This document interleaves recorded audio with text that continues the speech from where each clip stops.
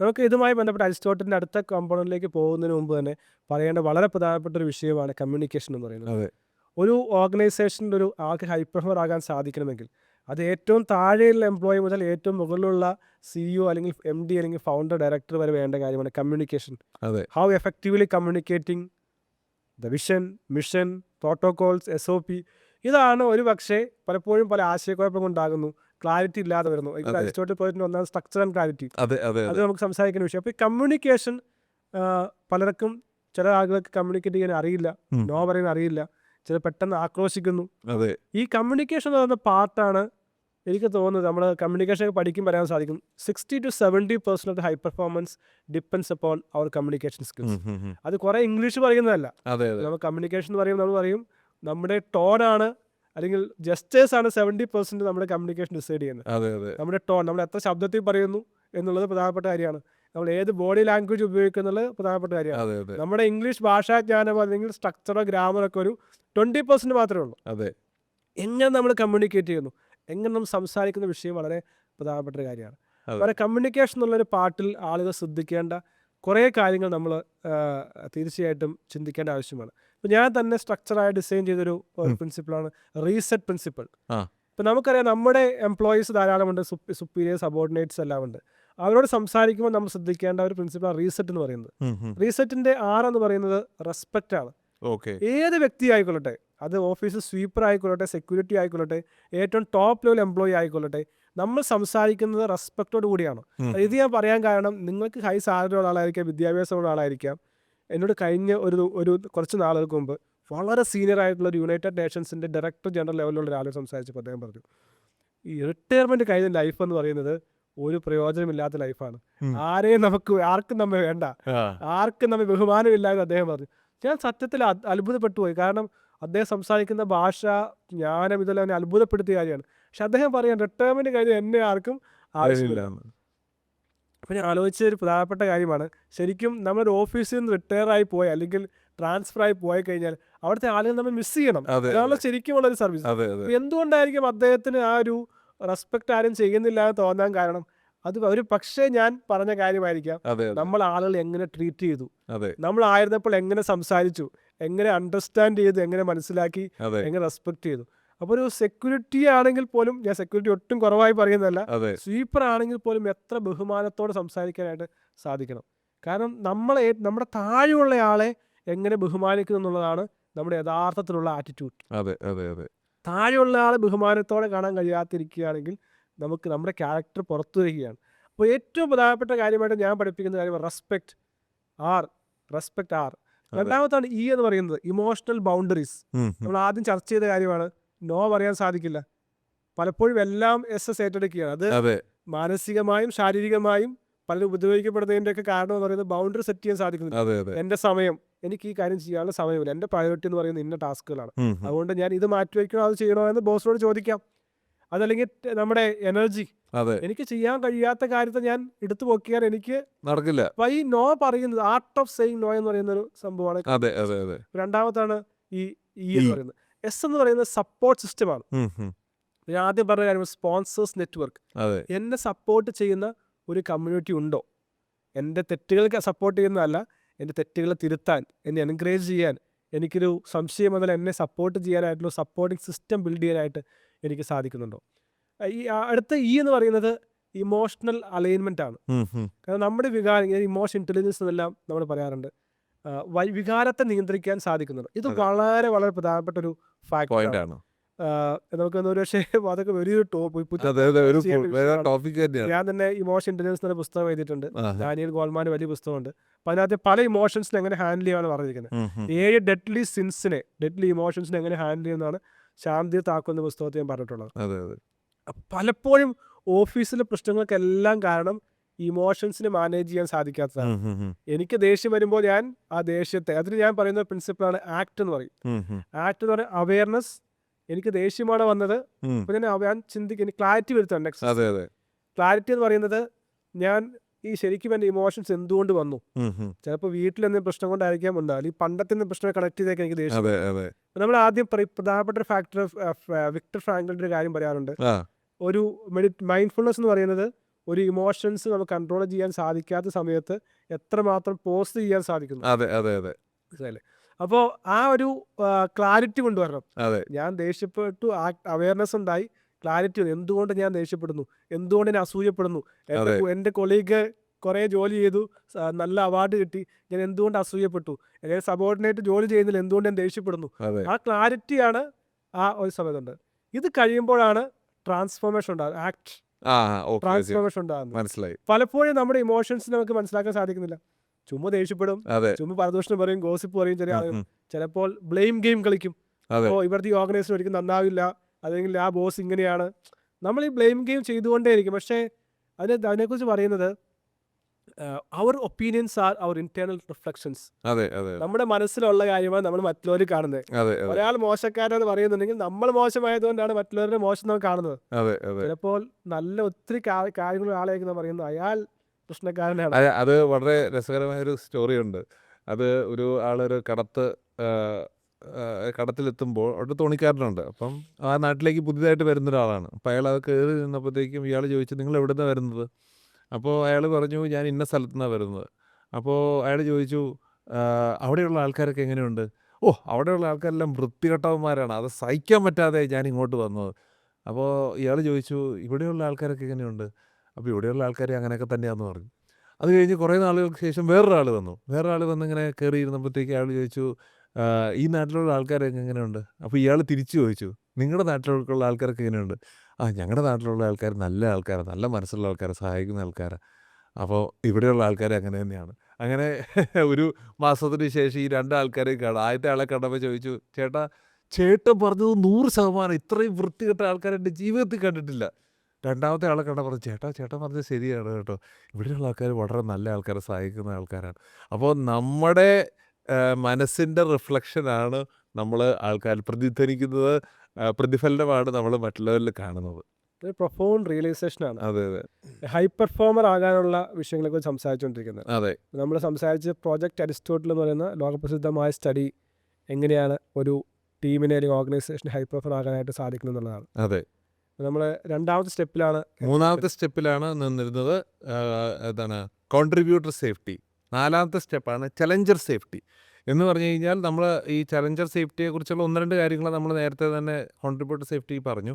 നമ്മുടെ ഓർഗനൈസേഷനിൽ ഒരു കാര്യം തെറ്റായിട്ട് നടക്കുന്നു, അല്ലെങ്കിൽ ആ പ്രോസസ്സിൽ ഒരു പ്രശ്നമുണ്ട് എന്ന് നമ്മുടെ ടോപ്പ് മാനേജ്മെൻറ്റിനെ ചലഞ്ച് ചെയ്യാനുള്ള ആ ഒരു സേഫ് എൻവയോൺമെൻറ്റ് ഉണ്ടെങ്കിൽ അതാണ് ചലഞ്ചർ സേഫ്റ്റി. പല ഓർഗനൈസേഷനും അവർക്ക് ഏറ്റവും മികച്ച അവസരങ്ങൾ നഷ്ടപ്പെടുന്നത് ഈ ചലഞ്ചർ സേഫ്റ്റി ഇല്ലാതാവുമ്പോഴാണ്. അതിൻ്റെ ഏറ്റവും മികച്ച എക്സാമ്പിളാണ് കൊഡാക്ക്. അപ്പോൾ കൊഡാക്ക് ലോകത്തിൽ തിളങ്ങി ഏറ്റവും കൂടുതൽ മികച്ചതായിട്ട് നിന്ന ഒരു കമ്പനിയായിരുന്ന സമയത്താണ് അവിടുത്തെ സ്റ്റീവ് സാസൺ എന്ന് പറഞ്ഞ ആൾ അവിടെ ഡിജിറ്റൽ ക്യാമറ കണ്ടുപിടിക്കുന്നത്. അപ്പോൾ അതൊരു വലിയ ഇന്നോവേഷനായിരുന്നു. അപ്പോൾ അദ്ദേഹം വളരെ എക്സൈറ്റഡ് ആയിട്ട് അവരുടെ ടോപ്പ് മാനേജ്മെൻ്റ് അടുത്ത് പോയി. അപ്പോൾ ആ ടോപ്പ് മാനേജ്മെൻ്റ് അടുത്ത് പറഞ്ഞു. അപ്പോൾ ടോപ്പ് മാനേജ്മെൻറ്റ് അദ്ദേഹത്തിന് കൊടുത്ത റിപ്ലൈ, ഇത് ഒരിക്കലും പരസ്യമാക്കരുത്, കാരണം ഇത് നമ്മുടെ ഫിലിം ക്യാമറ ബിസിനസ്സിനെ അഫക്റ്റ് ചെയ്യും എന്നുള്ളത്. അപ്പോൾ അദ്ദേഹത്തിന് കോൺട്രിബ്യൂട്ട് ചെയ്യാനുള്ള സേഫ്റ്റി ഉണ്ടായിരുന്നു, പക്ഷേ അവരെ ചലഞ്ച് ചെയ്യാനും ഇതല്ല ഫ്യൂച്ചർ ഡിജിറ്റൽ ഫോട്ടോഗ്രഫിയാണ് എന്ന് പറഞ്ഞ് അവരെ കൺവിൻസ് ചെയ്യാനുമുള്ള സേഫ്റ്റി അവിടെ ഇല്ലായിരുന്നു. അങ്ങനെയാണ് ആദ്യം ഡിജിറ്റൽ ക്യാമറ കണ്ടുപിടിച്ച കൊഡാക്ക് സോണിയോട് ഡിജിറ്റൽ ക്യാമറ റെവല്യൂഷൻസിൽ തോറ്റുപോവുകയും 2010 അവർ ബാങ്ക്രപ്റ്റായി പോവുകയും ചെയ്തത്. അപ്പോൾ നമ്മൾ ഈ പറഞ്ഞതുപോലെ ആദ്യം we should feel included, then we should have the freedom to fail, then we should have the freedom to contribute, and then we should have the freedom to challenge. അപ്പോൾ അങ്ങനെയാണ് ആ സൈക്കോളജിക്കൽ സേഫ്റ്റിയുടെ ലെവൽസ് മുന്നോട്ട് പോകുന്നത്. നമുക്ക് അടുത്ത ലെവലിലേക്ക് പോകാൻ തോന്നുന്നു. അടുത്ത component structure and clarity. Structure അല്ല ഡിപ്പെൻഡബിലിറ്റി. ഡിപ്പെൻഡബിലിറ്റി. അതെ. അപ്പോൾ ഡിപ്പെൻഡബിലിറ്റിയെക്കുറിച്ച് നമ്മൾ ഒരുപാട് സംസാരിച്ചു, ട്രസ്റ്റിനെക്കുറിച്ച് ഒരുപാട് സംസാരിച്ചു. അപ്പോൾ ട്രസ്റ്റിനെക്കുറിച്ച് പറയുമ്പോൾ എൻ്റെ മനസ്സിലോട്ട് ആദ്യം ഓടിയെത്തുന്ന ഒരു സ്റ്റോറി എന്ന് പറയുന്നത് 2 ചൈൽഡ്ഹുഡ് ഫ്രണ്ട്സിൻ്റെ സ്റ്റോറിയാണ്. അവർ ഒരുമിച്ച് വളർന്നു, ഒരുമിച്ച് പഠിച്ചു, അങ്ങനെ ഒരുമിച്ച് അവർ ആർമിയിൽ ജോയിൻ ചെയ്യുകയാണ്. അപ്പോൾ യുദ്ധത്തിന് പോയി.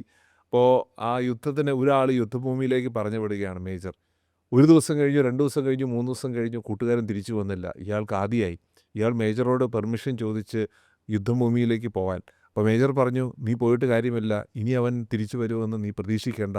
പക്ഷേ ഇയാൾ നിർബന്ധം പറഞ്ഞു, എനിക്ക് പോകണം. അങ്ങനെ അയാൾ പോയി, അയാളുടെ കൂട്ടുകാരനെ കണ്ടെത്തി. അപ്പോൾ കൂട്ടുകാരൻ വളരെയധികം ഹർട്ടായിരുന്നു. അങ്ങനെ അയാളെ തോളിലേറ്റി തിരിച്ചു വരുന്ന സമയത്ത് ഇയാൾക്കും ഒരുപാട് വെടിയുണ്ടകൾ കൊണ്ടു. ഇയാളും വളരെയധികം മുറിവേറ്റു. അങ്ങനെ തിരിച്ച് എത്തി ഇവിടെ കൊണ്ടുവന്നപ്പോഴേക്കും കൂട്ടുകാരൻ മരിച്ചുപോയി. അപ്പോൾ മേജർ ഇയാളോട് ദേഷ്യപ്പെടുകയാണ്, ഞാൻ പറഞ്ഞതല്ലേ അവനെ ഒരിക്കലും ജീവനോടെ തിരിച്ചു കിട്ടുകയില്ല എന്ന്. ഞാൻ പറഞ്ഞതല്ലേ, അപ്പം ഞാൻ പറഞ്ഞത് കേൾക്കാത്തതുകൊണ്ട് നീയും ഓൾമോസ്റ്റ് മരണത്തിലേക്ക് വഴുതി വീഴുന്ന അവസരമുണ്ടായില്ലേ, ഈ പോയതുകൊണ്ട് നിനക്ക് എന്ത് ഗുണമാണ് ഉണ്ടായത് എന്ന്. അപ്പോൾ അയാൾ പറഞ്ഞു, ഞാനവിടെ ചെന്നപ്പോൾ അവന് ജീവനുണ്ടായിരുന്നു. അവൻ എൻ്റെ കണ്ണുകൾ നോക്കി പറഞ്ഞു, എനിക്കറിയാമായിരുന്നു നീ വരുമായിരുന്നു. ആ ഒരു വാക്ക് മാത്രം മതി എനിക്കിനിയുള്ള രാത്രികൾ സമാധാനമായിട്ട് ഉറങ്ങാൻ. അന്ന് പോയില്ലായിരുന്നെങ്കിൽ എനിക്ക് ഒരിക്കലും ഉറങ്ങാൻ സാധിക്കില്ലായിരുന്നു എന്നുള്ളത്. അതാണ് ട്രസ്റ്റിൻ്റെ ഇമ്പോർട്ടൻസ്. ഈ ട്രസ്റ്റ് പറയുമ്പോൾ തന്നെ നമ്മൾ ഏറ്റവും കൂടുതൽ ഒരു ഓർഗനൈസേഷനിൽ കംപ്ലൈൻറ്റ് ചെയ്യപ്പെടുന്ന കാര്യമാണ് മൈക്രോ മാനേജ്മെൻറ്റ്. അതെ ഇത് വേറെ ടോപ്പിക്ക് കമ്മ്യൂണിക്കേഷന് വരുന്ന കാര്യമാണ് കൂടി. അതെ പല ലീഡേഴ്സിനും തങ്ങളുടെ ടീം മെമ്പേഴ്സിൽ വിശ്വാസമില്ലാത്തതുകൊണ്ട് മൈക്രോ മാനേജ് ചെയ്യും. അതെ അവർ ചെയ്യുന്ന ഓരോ ദിവസവും ഓരോ മിനിറ്റും സമയത്ത് വന്നോ അത് ചെയ്തോ ഇത് ചെയ്തോ. ഈ ഒരു മൈക്രോ മാനേജ്മെൻറ്റ് ഒരു വളരെ കോമൺ ആയി പറയപ്പെടുന്ന ഒരു ഓർഗനൈസേഷണൽ ടോക്സിക് കൾച്ചറാണ്. അതെ അപ്പോൾ അതുകൊണ്ട് തന്നെ എംപ്ലോയീസിനോട് പറയും, നിങ്ങളുടെ ബോസ് മൈക്രോ മാനേജർ ആണെങ്കിൽ ഓടി രക്ഷപ്പെടുക. അപ്പോൾ അതുകൊണ്ടാണ് ആദ്യം പറഞ്ഞത് you are leaving a boss not an organization. അതെ അപ്പോൾ ഈ മൈക്രോ മാനേജ്മെൻറ്റ് ഉണ്ടാകാനുള്ള കാരണം ട്രസ്റ്റ് ഇല്ലായ്മയാണ്. അപ്പോൾ മൈക്രോ മാനേജ് ചെയ്യുന്നതിനേക്കാൾ പോലെ നമ്മൾ എംപവർമെൻറ്റ് ട്രയാങ്കിൾ എന്നെല്ലാം പറയാറുണ്ട്. ഫോമ ട്രയാങ്കിൾ പോലെ എംപവർമെൻറ്റ് ട്രയാങ്കിൾ പറയാറുണ്ട്. എങ്ങനെ ആൾക്ക് എംപവർമെൻറ്റ് കൊടുക്കാം, അതെ അവരുടെ സ്കില്ല് കൂട്ടിക്കൊണ്ട് അവരിൽ വിശ്വാസം വർദ്ധിപ്പിക്കാനായിട്ട് സാധിക്കുമെന്നുള്ള മനോഹരമായ സിദ്ധാന്തം. അതെ അപ്പോൾ ബീയിങ് എൻ എംപ്ലോയി എന്ത് ചെയ്യണം, ഒരു ട്രസ്റ്റ് ഇല്ലാത്ത ബോസ് ആണെങ്കിൽ യു ഹാവ് ടു എസ്കേപ്പ്. അതെ ബീയിങ് എ CEO അല്ലെങ്കിൽ ടീം ലീഡർ എന്ത് ചെയ്യണം, നിങ്ങൾ നിങ്ങളുടെ ടീമിനെ ട്രസ്റ്റ് ചെയ്യണം. ഞാൻ എപ്പോഴും പറയാൻ കാരണം വളരെ നിങ്ങൾ ഒരു എംപ്ലോയി വിശ്വസിക്കുന്നതിൻ്റെ അർത്ഥം എന്താ പറഞ്ഞാൽ നിങ്ങൾ നല്ലൊരു ഹയറിംഗ് മാനേജർ അല്ല എന്നുള്ളതാണ്. നിങ്ങളത് സെലക്ട് ചെയ്ത ശേഷം അദ്ദേഹത്തെ വിശ്വസിക്കാൻ കഴിയുന്നില്ലെങ്കിൽ പിന്നെ എന്തിന് ഹയർ ചെയ്തു നിങ്ങൾ? അതെ അപ്പോൾ അത് നിങ്ങളുടെ തന്നെ മിസ്റ്റേക്കിനെ നിങ്ങൾ വീണ്ടും വീണ്ടും മിസ്റ്റേക്ക് ചെയ്തുകൊണ്ടിരിക്കുകയാണ്. അതെ അപ്പോൾ സെലക്ഷൻ പ്രോസസ്സ് തന്നെ നിങ്ങൾ മനസ്സിലാകും. അതുകൊണ്ടാണ് ഞാൻ ആദ്യം തന്നെ പറഞ്ഞ ബുക്കിൽ പറയുന്നത്, ഇപ്പോൾ ആദ്യം പറഞ്ഞ ആശയം എന്ന് പറയുന്നത് you are hiring A high performer with less trust you are creating A toxic asset. ഈ ഹയറിംഗ് പ്രോസസ്സിനെ ശ്രദ്ധിക്കേണ്ടതാണ്, ഈ പേഴ്സൺ ഒരു ട്രസ്റ്റ്ഫുൾ ആയിട്ടുള്ള ആളാണോ. അതെ law trust and high performance എന്ന് പറയും. ഒരു ആവറേജ് പെർഫോമർ ആണെങ്കിലും ഹൈ ട്രസ്റ്റ് ഉണ്ടാക്കാൻ പറ്റുന്ന ആളാണെങ്കിൽ ഒരു ഹൈ പെർഫോമർ ആയിട്ട് ആളെ മാറ്റാൻ സാധിക്കും. പിന്നെ ഈ പറഞ്ഞൊരു അക്കൗണ്ടബിലിറ്റി ലൂപ്പ് എന്ന് പറഞ്ഞൊരു സംഭവമുണ്ട്. കാരണം അക്കൗണ്ടബിലിറ്റി എന്ന് പറയുന്നത് നമ്മൾ ഒരു കൺസിസ്റ്റൻസിയാണ്. നമ്മളൊരാളെ ഒരു കാര്യം ഏൽപ്പിച്ചാൽ എത്ര കൺസിസ്റ്റൻ്റ് ആയിട്ട് അയാളത് ചെയ്തു തരുന്നു എന്നുള്ളതാണ്. അപ്പോൾ നമ്മളൊരാളെ ഡിപ്പെൻഡബിൾ എന്ന് കരുതുന്നത് അയാൾ എത്രത്തോളം കൺസിസ്റ്റൻ്റ് ആയിട്ട് അയാളുടെ അക്കൗണ്ടബിലിറ്റി മെയിൻറ്റെയിൻ ചെയ്യുന്നു എന്നുള്ളതാണ്. അപ്പോൾ ഈ നേരത്തെ മൈക്രോ മാനേജ് ചെയ്യുന്ന എന്താണ് ബോസിനോടോ അല്ലെങ്കിൽ ടോപ്പ് മാനേജ്മെൻറ്റിനോടോ നമ്മൾ പറയാനുള്ളത് 3M എന്ന് പറഞ്ഞ വേൾഡ് ഫേമസ് ആയിട്ടുള്ള കമ്പനിയിലെ അവിടുത്തെ CEO പറഞ്ഞ കാര്യമാണ്, hire the best people and leave them alone. നിങ്ങൾ ഏറ്റവും മികച്ച ആൾക്കാരെ സെലക്ട് ചെയ്യുകയും അവരെ ഒറ്റയ്ക്ക് വർക്ക് ചെയ്യാനും വിട്ട് കഴിഞ്ഞ് കഴിഞ്ഞാൽ അവർ തീർച്ചയായിട്ടും ഏറ്റവും മികച്ച റിസൾട്ട് കൊണ്ടുവരും. കാരണം ഒരാൾക്ക് കൊടുക്കാവുന്ന ഏറ്റവും വലിയ ഗിഫ്റ്റാണ് ട്രസ്റ്റ് എന്ന് പറയുന്നത്. ഞാൻ നിന്നെ വിശ്വസിക്കുന്നു, ഞാൻ നിൻ്റെ കഴിവുകളിൽ പൂർണ്ണമായിട്ട് ഞാൻ വിശ്വസിക്കുന്നു എന്ന് പറയുന്നതിന് തുല്യമാണ് ട്രസ്റ്റിംഗ് പീപ്പിൾ. അപ്പോൾ ഈ ട്രസ്റ്റ് എന്നുള്ള വിഷയത്തിൽ ഏറ്റവും കൂടുതൽ റിസർച്ച് നടത്തിയിട്ടുള്ള ഒരാളാണ് പോൾ സാക്ക്. അപ്പോൾ അദ്ദേഹം കണ്ടെത്തിയൊരു കാര്യമെന്ന് പറയുന്നത് ട്രസ്റ്റ് ഒരു സൈക്കോളജിക്കൽ എലമെൻ്റ് അല്ല, അതൊരു ബയോളജിക്കൽ എലമെൻ്റ് ആണെന്നുള്ളതാണ്. അപ്പോൾ അങ്ങനെ അദ്ദേഹം ഒരു ട്രസ്റ്റ് ന്യൂറോ കെമിക്കൽ കണ്ടുപിടിച്ചു, അതാണ് ഓക്സിറ്റോസിൻ. അപ്പോൾ അദ്ദേഹം മനസ്സിലാക്കിയത് ട്രസ്റ്റ് ഉള്ള ആളുകളിൽ ഈ ഓക്സിറ്റോസിൻ എന്ന് പറഞ്ഞ ആ ന്യൂറോ കെമിക്കൽ കൂടുതലായിരിക്കും. അതിൻ്റെ ബേസിസിൽ അദ്ദേഹം ഒരുപാട് എക്സ്പെരിമെൻറ്റ്സ് നടത്തിയിട്ടുണ്ട്. അതിനകത്തൊരു എക്സ്പെരിമെൻ്റ് എന്ന് പറയുന്നത് 2 പേരെ സ്ട്രേഞ്ചേഴ്സിനെ 2 റൂമിലിരുത്തും. എന്നിട്ട് ഒരാൾക്ക് ഒരു $10 കൊടുക്കും. അതിൽ എത്ര വേണമെങ്കിലും മറ്റേ ആൾക്ക് കൊടുക്കാം. ആ കൊടുക്കുന്നതിൻ്റെ ഇയാൾ $5 കൊടുത്തതെങ്കിൽ മറ്റേ ആൾക്ക് $15 കിട്ടും. അപ്പോൾ ഇയാൾ കൂടുതൽ ഓക്സിറ്റോസിൻ ഉള്ള ആളാണെങ്കിൽ, ഇയാളുടെ ബോഡിയിൽ കൂടുതൽ ഓക്സിറ്റോസിൻ ഉണ്ടെങ്കിൽ he will trust the other person more and he will give that money. നിങ്ങളുടെ ശരീരത്തിൽ കൂടുതൽ ഓക്സിറ്റോസിൻ ഉണ്ടെങ്കിൽ അയാൾക്കും തിരിച്ച് ഒരുപാട് പണം കൊടുക്കും. അപ്പോൾ അതിനകത്തുള്ളൊരു ക്യാച്ച് എന്ന് പറഞ്ഞാൽ ഈ ഓക്സിറ്റോസിൻ നമുക്ക് വളരെയധികം ഹെൽത്തി ആയിട്ടുള്ളൊരു ന്യൂറോ കെമിക്കലാണ്. പക്ഷേ നമുക്ക് ഓക്സിറ്റോസിൻ കിട്ടണമെങ്കിൽ നമ്മൾ വേറൊരാളെ ട്രസ്റ്റ് ചെയ്യണം. നമുക്ക് സ്വയമായിട്ട് ഒരിക്കലും ഓക്സിറ്റോസിൻ ക്രിയേറ്റ് ചെയ്യാൻ പറ്റില്ല. നമ്മൾ വേറൊരാളെ വിശ്വസിക്കുകയും അയാളെ എന്താണ് നമ്മുടെ വിശ്വാസത്തിലെടുക്കുകയും ചെയ്യുമ്പോഴാണ് നമുക്ക് ഓക്സിറ്റോസിൻ കിട്ടുന്നത്. ഈ ലവ് ഹോർമോൺസിന്റെ ഒരു പാർട്ടാണ് ഓക്സിറ്റോസിൻ, വാസോപ്രസിൻ എന്നൊക്കെ പറയുന്നത്. അതെ അതെ അതെ ഒരു അമ്മയിൽ നിന്നൊരു കുഞ്ഞിന് കിട്ടുന്ന ആ ട്രസ്റ്റ്, അല്ലെങ്കിൽ കുഞ്ഞ് അമ്മയിൽ ഉണ്ടാകുന്ന ആ വിശ്വാസം, അതെ പിന്നെ ഈ ഓക്സിറ്റോസിൻ എന്ന് പറയുന്ന എലമെന്റ് ആയിട്ട് പലപ്പോഴും കൺസിഡർ ചെയ്യാറുണ്ട്. അതെ ആ ഒരു വിശ്വാസം, അമ്മ ഒരിക്കലും കുഞ്ഞിനെ സംശയിക്കുന്നില്ല, അതെ കുഞ്ഞു ഒരിക്കലും അമ്മയെ സംശയിക്കുന്നില്ല. ആ ഒരു ബന്ധം എന്ന് പറയുന്നത് വളരെ പ്രധാനപ്പെട്ട കാര്യമാണ്. വ്യൂവേഴ്സിന് വളരെ ക്ലാരിറ്റി കൊടുക്കാനായിട്ട് 2 പ്രധാനപ്പെട്ട ഫാക്ടർ ഞങ്ങൾ പരിചയപ്പെടുത്തുന്നത്. ഒന്ന് ട്രാൻസ്പെറൻസി, 2 അക്കൗണ്ടബിലിറ്റി എന്ന 2 ടേമുകൾ നമ്മൾ ഉപയോഗിക്കുന്നുണ്ട്. അക്കൗണ്ടബിലിറ്റി എന്നത് എല്ലാവർക്കും അറിയുമെന്ന് അറിയത്തില്ല. കാരണം പലപ്പോഴും ആളുകൾ ചെയ്യുന്നൊരു മിസ്റ്റേക്കാണ്, ഒരു മാനേജർ ഒരു ജോലി ഏൽപ്പിച്ചു, അല്ലെങ്കിൽ ഞാനൊരു ഓഫീസറാകാം, എക്സിക്യൂട്ടീവ് ആകാം, ജോലി തന്നു, ഞാൻ നോക്കിയിരിക്കുകയാണ്, എന്നോട് മാനേജർ ചോദിക്കുമ്പോൾ ഉത്തരം പറയാം. അതാണ് അക്കൗണ്ടബിലിറ്റി ഇല്ലാത്തത്. ഡിപ്പെൻഡബിലിറ്റി ഉള്ള ഒരു ഓർഗനൈസേഷൻ ആണെങ്കിൽ എന്നെ ഏൽപ്പിച്ചെങ്കിൽ ഞാൻ ഓർത്തിരിക്കും എന്നാണ് കംപ്ലീറ്റ് ചെയ്യേണ്ടത്, എന്നാണ് ഡെലിവറി ചെയ്യേണ്ടത്. അത് ചോദിച്ചിട്ടില്ലെങ്കിലും പോയി ഞാൻ കമ്മ്യൂണിക്കേറ്റ് ചെയ്യുന്ന ഒരു അവസ്ഥ. അതുപോലെ തന്നെ അതുമായി ബന്ധപ്പെട്ട വളരെ പ്രധാനപ്പെട്ട ട്രാൻസ്പെറൻസി, അത് കമ്മ്യൂണിക്കേഷനിൽ വരുന്ന പാർട്ടാണ്. എത്രമാത്രം സുതാര്യമായി നമുക്ക് കാര്യങ്ങൾ ചെയ്യാൻ സാധിക്കും. നമ്മുടെ ടീമിൽ വർക്ക് ചെയ്യുമ്പോൾ നമ്മൾ വിചാരിക്കുകയാണ് മറ്റുള്ളവർക്ക് എന്തോ ഹിഡൻ അജണ്ട ഉണ്ടോ, അവർ പറയുന്നത് എന്തോ എനിക്കത് ഗൂഢാലോചന ചെയ്യുകയാണ്, വേറെ എന്തെങ്കിലും ലക്ഷ്യമുണ്ടോ.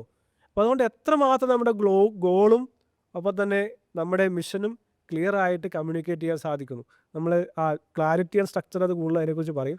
പക്ഷേ ഈ ഒരു ട്രസ്റ്റ് ഉണ്ടാക്കാനായിട്ട്, അല്ലെങ്കിൽ ഡിപ്പെൻഡബിലിറ്റി ഉണ്ടാക്കാനായിട്ട് വേണ്ട കാര്യമാണ് അക്കൗണ്ടബിലിറ്റിയും. മാത്രമല്ല നമ്മൾ പറയുന്ന ഒരു വാക്ക് ഒരു വ്യക്തിയുടെ ജീവിതത്തെ തകർക്കാനും വളർത്താനും സാധിക്കും. Make or break. അതെ. അപ്പോൾ അത് നമ്മുടെ പേഴ്സണൽ ലൈഫിലും വളരെയധികം ഇമ്പോർട്ടൻ്റ് ആയിട്ടൊരു കാര്യമാണ്. അത് ഒരാളൊരു തണുത്ത ഒരു രാത്രിയിൽ നടന്നു പോകുമ്പോൾ അവിടെ ഒരു കടത്തിണയിൽ ഒരു വൃദ്ധൻ കിടന്നുറങ്ങുന്നു. അപ്പോൾ ആ വൃദ്ധന് തണുത്ത് ഉറയ്ക്കുന്നുണ്ട്. അപ്പോൾ അയാൾ ആ വൃദ്ധൻ്റെ അടുത്ത് ചെന്നിട്ട് പറഞ്ഞു, നിങ്ങൾക്ക് തണുക്കുന്നില്ലേ, നിങ്ങൾക്ക് ഞാനൊരു പുതപ്പ് കൊണ്ടുവരാം എന്ന് പറഞ്ഞു. അപ്പോൾ വൃദ്ധൻ പറഞ്ഞു, വേണ്ട, ഞാൻ എപ്പോഴും ഈ തണുപ്പത്താണ് കിടക്കുന്നത്, ഈ തണുപ്പ് എനിക്ക് ശീലമായി. പക്ഷെ അയാൾ പറഞ്ഞു, സാരമില്ല, ഞാൻ നിങ്ങൾക്കൊരു പുതപ്പ് കൊണ്ടുവരാം, ആ പുതപ്പ് കിട്ടിക്കഴിയുമ്പോൾ നിങ്ങൾക്ക് നല്ല ചൂട് കിട്ടും, നിങ്ങൾക്ക് ഈ തണുപ്പിനെ പ്രതിരോധിക്കാൻ സാധിക്കുമെന്ന്. അങ്ങനെ അയാൾ വീട്ടിൽ പോയപ്പോഴേക്കും അയാളുടെ വീട്ടിലെ കുറച്ച് തിരക്കുകൾ കാരണം അയാൾ ഈ പറഞ്ഞ കാര്യം മറന്നുപോയി. പിറ്റേ ദിവസം രാവിലെ എഴുന്നേറ്റപ്പോഴാണ് ഇങ്ങനെ ഒരു വാക്ക് കൊടുത്ത കാര്യം അദ്ദേഹം ഓർത്തത്. അദ്ദേഹം ഓടിയ കടത്തിണയിലേക്ക് ചെന്നപ്പോൾ കണ്ടത് ആ വൃദ്ധൻ്റെ തണുത്തുറഞ്ഞ മൃതശരീരമാണ്. ആ വൃദ്ധൻ മരിച്ചത് ഒരിക്കലും തണുപ്പ് കാരണമല്ല. ഈ കൊടുത്ത വാക്ക് അദ്ദേഹത്തിൻ്റെ മനസ്സിനെ ദുർബലമാക്കി. എന്നെ രക്ഷിക്കാൻ ഒരാൾ വരും, അതുകൊണ്ട് എനിക്ക് സ്വയം അത് പ്രതിരോധിക്കാനുള്ള ശക്തിയുണ്ട് എന്നുള്ള വിശ്വാസം അദ്ദേഹത്തിന് നഷ്ടപ്പെട്ടു. അപ്പം നമ്മൾ പറയുന്നത് ഒരു വാക്കായിരിക്കും, പക്ഷേ മറ്റൊരാൾക്ക് അയാളുടെ ജീവിതം തന്നെ ആയിരിക്കും നമ്മുടെ വാക്ക്. അപ്പോൾ ആ ഒരു കാര്യം നമ്മുടെ ബന്ധങ്ങളിലും നമ്മുടെ ടീമിലും വളരെയധികം പ്രധാനപ്പെട്ടതായിട്ട് നമ്മൾ കരുതേണ്ട ഒരു കാര്യമാണ്. ഈ ട്രസ്റ്റിനൊരു പ്രശ്നമുണ്ട്. ട്രസ്റ്റ് എന്ന് പറയുന്നത് വളരെ മനോഹരമായ ഒരു പാത്രം പോലെയോ അല്ലെങ്കിൽ ശില്പം പോലെയാണ്. അതെ. Once it is broken we cannot make it again. അതെ. അതുകൊണ്ട് ഈ ട്രസ്റ്റ് എന്ന് പറയുന്നത്, അതുകൊണ്ടാണ് ഈ ഓർഗനൈസേഷനിലാകട്ടെ, പേഴ്സണൽ ലൈഫിലാകട്ടെ, പ്രൊഫഷണൽ ലൈഫിലാകട്ടെ, ഫാമിലി ലൈഫിലാകട്ടെ, ട്രസ്റ്റ് അത്രമാത്രം മൂല്യവത്തായ ഒരു പ്രീഷ്യസ് ആയിട്ടുള്ളൊരു അസറ്റാണ്. നിങ്ങൾക്കറിയാമോ, ഓരോ വർഷവും ലക്ഷ്യങ്ങൾ വെക്കുന്നവരിൽ വെറും 8% ആളുകൾക്ക് മാത്രമേ അത് പൂർത്തിയാക്കാൻ കഴിയുന്നുള്ളൂ. ബാക്കി 92% പേരും എവിടെയാണ് പരാജയപ്പെടുന്നത്? അതിന് കാരണം മോട്ടിവേഷൻ ഇല്ലാത്തതോ സമയമില്ലാത്തതോ അല്ല, മറിച്ച് ലക്ഷ്യങ്ങൾ വെക്കുന്നതിനേക്കാൾ പ്രധാനമാണ് സ്ഥിരമായ എക്സിക്യൂഷൻ എന്ന് അവർ തിരിച്ചറിയുന്നില്ല എന്നുള്ളതാണ്. My name is doctor Paul V Mathew. I am India's first high performance habit coach. വലിയ ലക്ഷ്യങ്ങൾ വെച്ചാൽ മാത്രം പോരാ, അതിനെ മൈക്രോ ലെവൽ കൺസിസ്റ്റൻസിയോടെ എക്സിക്യൂട്ട് ചെയ്യാനൊരു മൈക്രോ സിസ്റ്റം വേണം. അതാണ് മൈക്രോ അസൻ മെത്തേഡ്. നിങ്ങൾക്ക് ആ എക്സിക്യൂഷൻ സിസ്റ്റം തരികയാണത്. നിങ്ങൾ ഇനിയും 92% ആളുകളുടെ കൂട്ടത്തിൽ നിൽക്കേണ്ട. 8% വിജയിക്കുന്നവരുടെ മൈക്രോ സിസ്റ്റം എന്താണെന്ന് അറിയാൻ 45 മിനിറ്റ് കൺസൾട്ടേഷൻ എന്നോട് ബുക്ക് ചെയ്യുക. താഴെ കാണുന്ന ലിങ്ക് ക്ലിക്ക് ചെയ്യുക.